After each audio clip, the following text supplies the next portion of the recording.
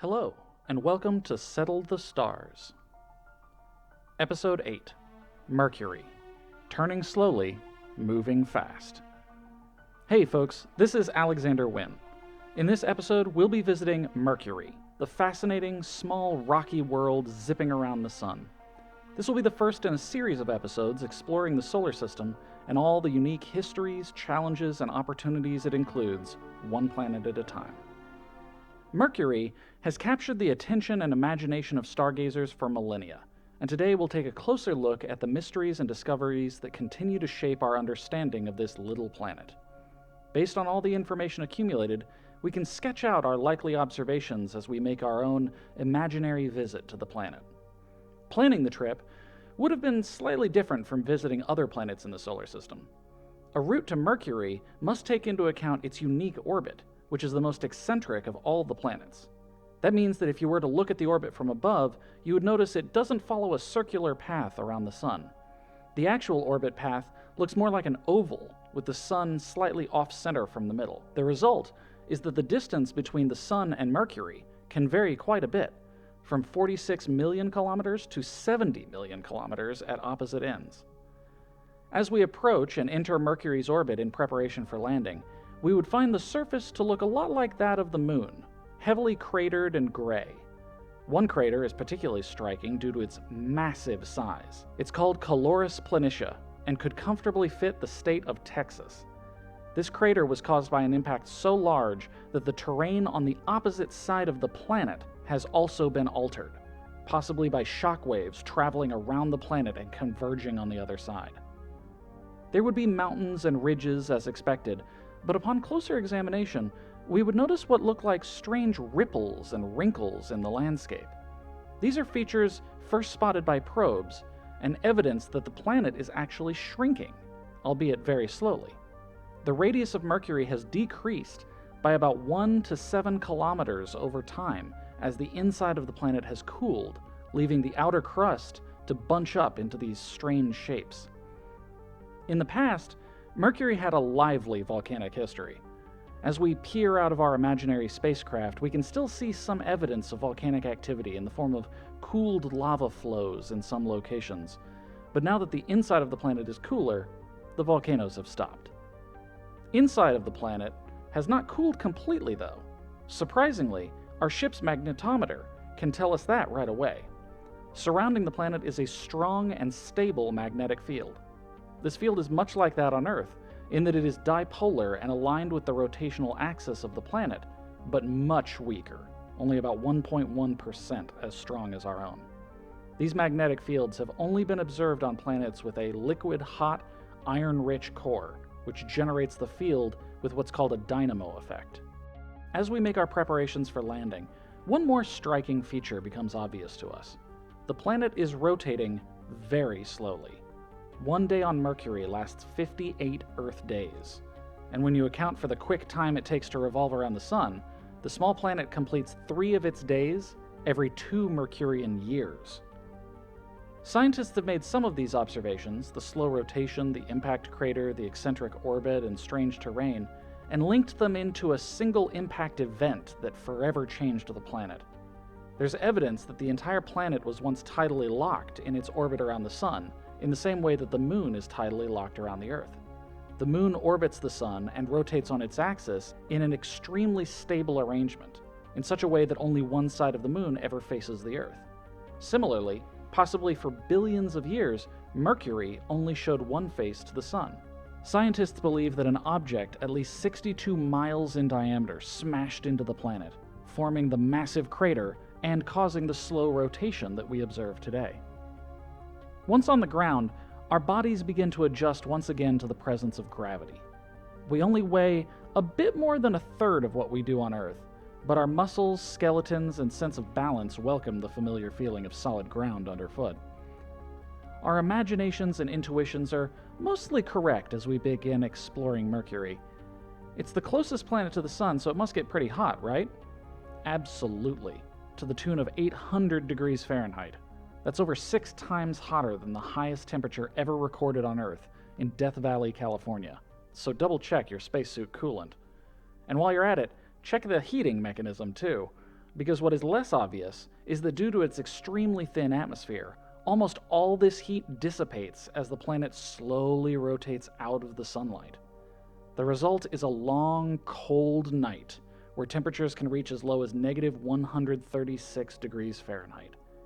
That's the largest surface temperature discrepancy anywhere in the solar system, and just more evidence that the climate on Mercury can be, well, mercurial. And not that you need reminding, but better keep that helmet on. The atmosphere on Mercury is barely there and very transient, being replenished by evaporation and radioactive decay of elements on the surface of the planet just as quickly as it is being blown away by the solar wind. Certainly nowhere near breathable, let alone fly the space kite we brought. If it isn't obvious yet, Mercury is not very hospitable to human visitors. It is much more comfortably observed from afar, as we've been doing for thousands of years. Mercury is visible to the naked eye, so it's been on the mind of astronomers on Earth for an awfully long time.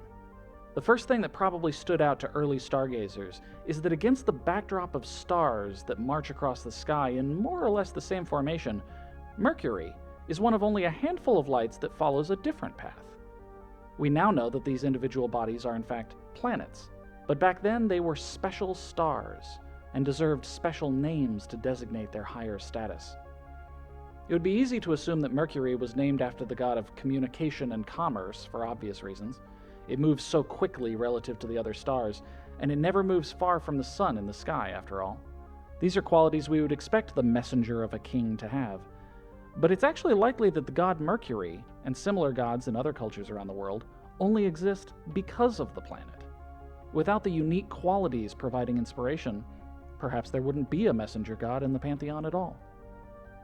Whatever the reason, the name has stuck, and it's very appropriate.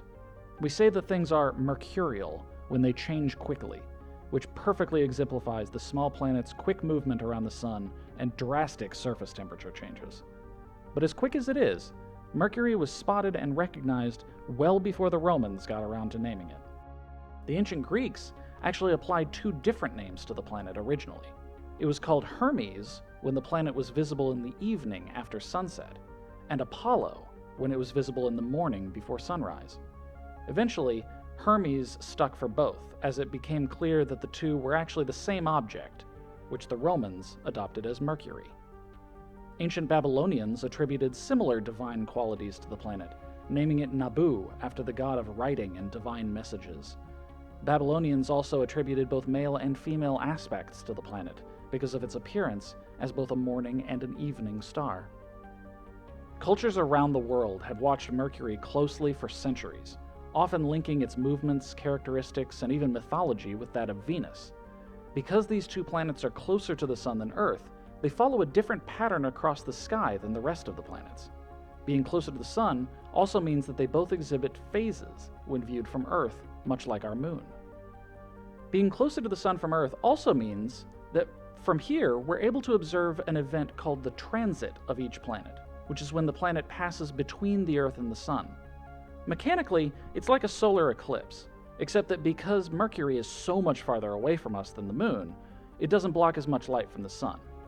You wouldn't even notice it happening if you weren't looking at the Sun, but these events fascinated early astronomers, as they were valuable opportunities to estimate the size and distance of objects within the solar system, with a little help from geometry.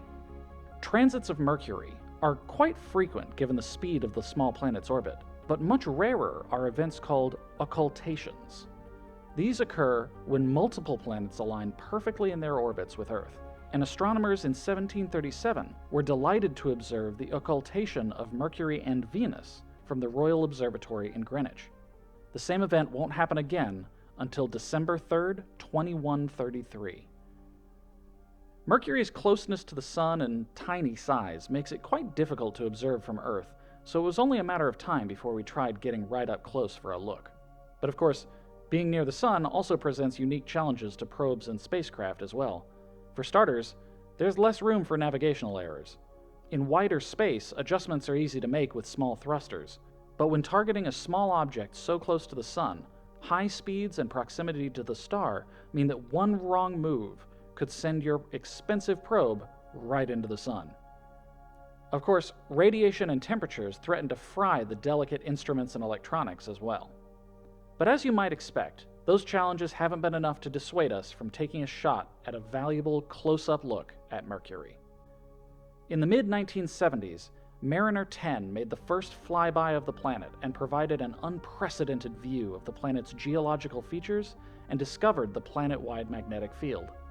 The field was a big shock to everyone at home. Mercury's slow rotation was thought to be a sure indicator of a geologically dead planet incapable of generating such a field, but in fact, the field is structured and behaves similarly to our own, and helps shield the planet from some of the bombardment of solar radiation. Mariner 10 shut down after making 3 close passes to the planet, and, barring an unlikely collision with a space rock, could still be out there, orbiting the Sun, occasionally passing by Mercury again for a quiet visit. In 2005, we got our second chance to view Mercury with updated equipment. NASA's satellite Messenger was equipped with an array of instruments to capture more data about the planet over a year-long observation.